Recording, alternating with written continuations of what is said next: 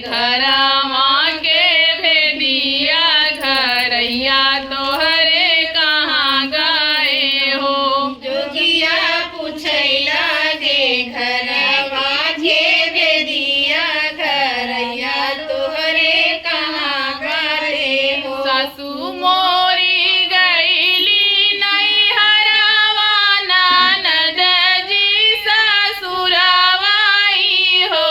जोगिया पिया मोरे गईले परदेसवा घरैया हमरे केहू नाही हो।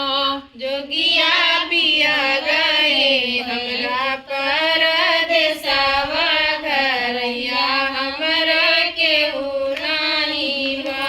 जोगिया पिया मोरे गईले परदेसवा घरैया हमरे केहू नाही हो। जोगिया पिया गए हमरा परदेसवा घरैया हमरा केहू नाही हो। इतनी बचन सुनी जोगिया पलंग चढ़ी बैठाई हो। जोगिया खोलै लागे अन धन सोनवा पहिर धन सुंदर हो। जोगिया खोलै लागे अनधन सोनवा पहिन धन सुंदर हो। जोगिया खोलै लागे अन धन सोनवा पहिर धन सुंदर हो। जोगिया खोलै लागे अनधन सोनवा पहिन धन सुंदर हो। हिरिया ओढ़ी जाबा निकलै झरोखे मन चितवाई हो। जोगिया भागै के होई भाग जइहा घरैया हमरे आई गए हो। जोगिया भागई का होए भागी जाया घरैया हमरे आई गए हो। जोगिया भागै के होए भाग जइहा घरैया हमरे आई गए हो। जोगिया भागई का होए भागी जाया घरैया हमरे आई गए हो। ना तोरे इड़खी न